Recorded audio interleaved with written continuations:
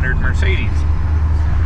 Now this particular one I've owned for about the last year, my 6th or 7th SL500, and this one in particular isn't by any means the nicest one I've had. I've had several variants, including the SL55 AMG, some various colors, different color schemes. In fact, my AMG actually had the red interior, which berry red interior, really cool looking. Many of the features that find itself at home in this car are things that you would expect for a $100,000 car. I will say with the SL, I've always felt like you were truly getting a lot for your money.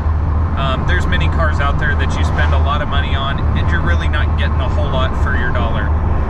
With one of these, in the case of this car in particular, for less than $20,000, you can have a car that looks good, drives good, handles good, wonderful performance. In the case of the AMGs, for under $30,000, you get a 500 horsepower rocket that can be folded into a convertible. Very comfortable. You know, this is one of those cars you can take on a long road trip, be comfortable when you get there, stretch out your legs. You know, the SL, in my opinion, is one of those cars that has just always been timeless. It doesn't matter how old the car gets, what year it is, they always seem to look good and hold that certain class about them that makes them look so good. I've always felt like Mercedes has kind of taken the extra time to make sure that the SL is one of those flagship cars for the convertible market. One of the things that you notice right away with the SL is actually how heavy the car is. It does feel very heavy, but it doesn't seem to drive that way. What I mean by that is it still feels very nimble, but you can definitely feel the excess weight of the car, but it feels more like a quality built car rather than just a ton of excessive weight.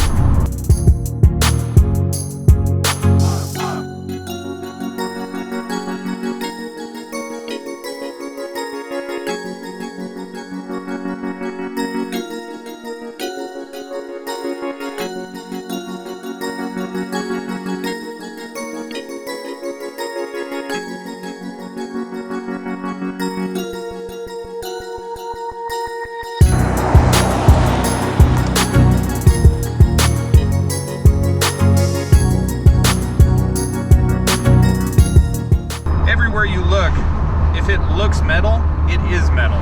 They don't skimp on materials. It isn't a Chrysler or a Dodge that uses cheap plastic and coats it and tries to make it seem as if it's something nice that isn't. Press the up button right here. Seat folds forward, and now you have these, which a lot of people don't know what they are exactly. They connect here again, metal. I don't know if you can hear that, but metal seat belt comes out, and these connect right down here for your luggage. So your luggage will be nice and strapped in. Really cool feature. Again, unclick here, goes right back in. We've got storage right here. Oh, your 6-disc CD changer.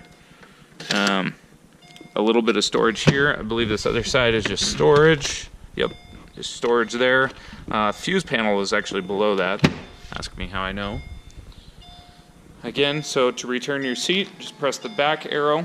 Really cool thing that a lot of people don't know about is right here. We see how it's locked. And if you just touch this handle with your finger, it senses and unlocks. Press the button right here to lock it. And again, all you have to do to unlock this is touch the handle, and it unlocks and allows you to get in. Now, a lot of the other cars at this price point don't have many of the features like this does.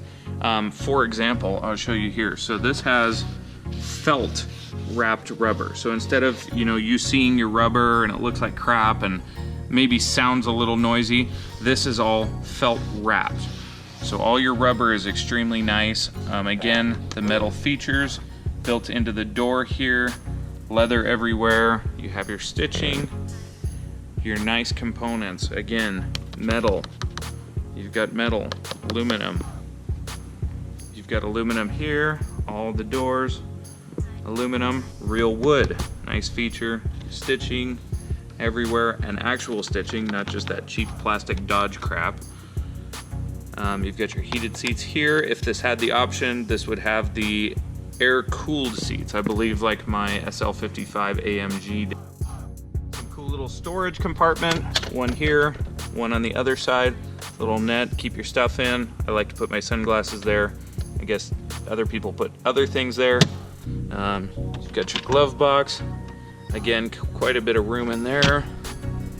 Let's see, my favorite feature with storage would be this side pocket. You can fit a lot of things in here. Nice and deep inside, lots of room. And then just close that up and it's out of the way. A lot of people don't even know it's there. Really cool feature when you actually put the trunk up, unlike most cars where you still can't access anything because the retractable hardtop is down. So I guess this would be just for retractable hardtop cars. This one, however, because it's Mercedes Benz, if you press this button that's right here, I'll show you what it does. It puts your top up so you can access into here and access all your things that go in the trunk. It actually allows you to have a lot of room. Again, to put that back down, just press the button and everything folds back for you to bring the trunk back down. It looks metal, it is metal. I don't know if you can hear that.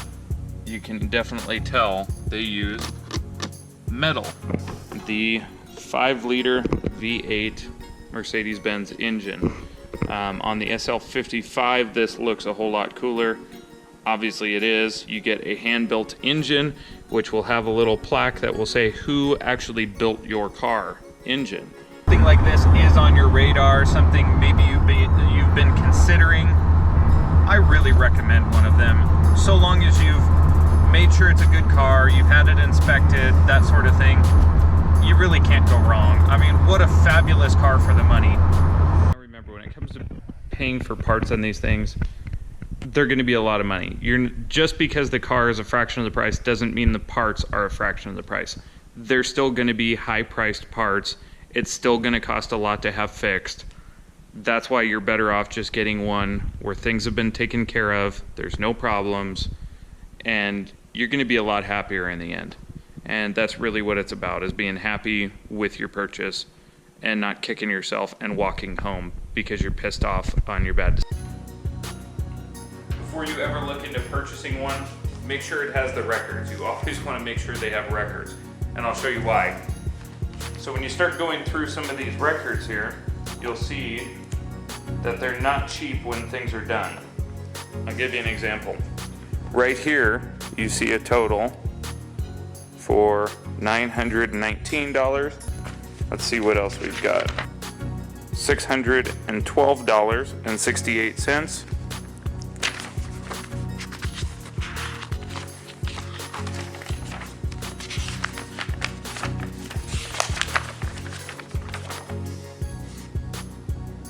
$4,087.69. Next one, $890.51. $519.42. We've got replace transmission mount, lower control arm, right side inner tie rod,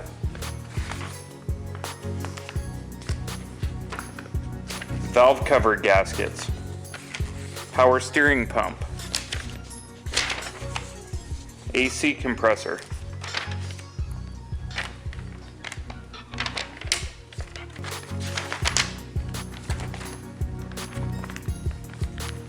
and more receipts for work performed.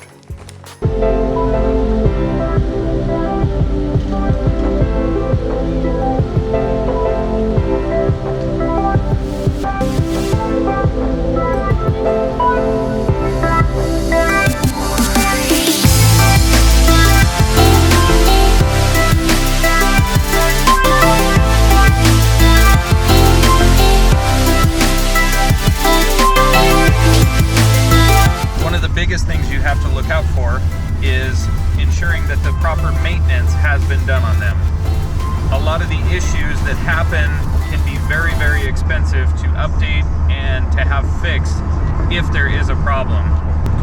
Now, while I'm not particularly thrilled to be getting rid of it, you know, these have served me years of enjoyment. The retractable hardtop, the roll bar that goes up and down by the push of a button.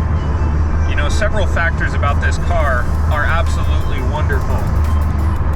A lot of people don't realize, you know, you're getting one of the best bang for your bucks out of this car. You're essentially driving a $100,000 car for a fraction of the price, maybe 10% or 15, 20% of what it sold for brand new.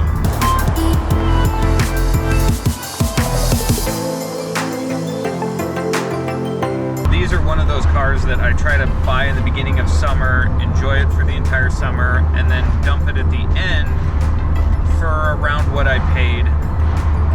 Try to at least get my money back out of them, and basically they were free miles the entire time that I drove the car and enjoyed it. This one in particular, I really kind of got left holding the ball. Last year I bought it kind of towards the middle of summer, got to enjoy it a few months, and then I had to hold on to it through the winter, which wasn't exactly my plan, but you know, sometimes things don't exactly work out like you think. Heading down to go grab pictures of the car, that's something I always try to get. Doesn't always happen, but I always try to get pictures of the car.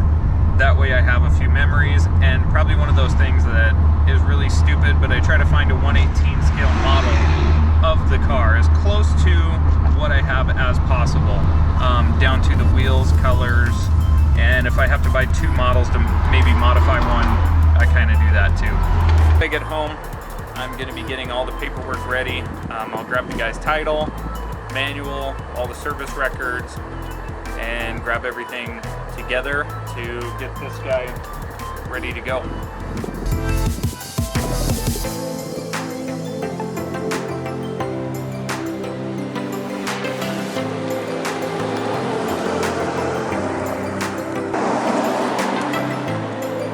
Probably, you know, it could very well be one of the coolest cars they've ever owned.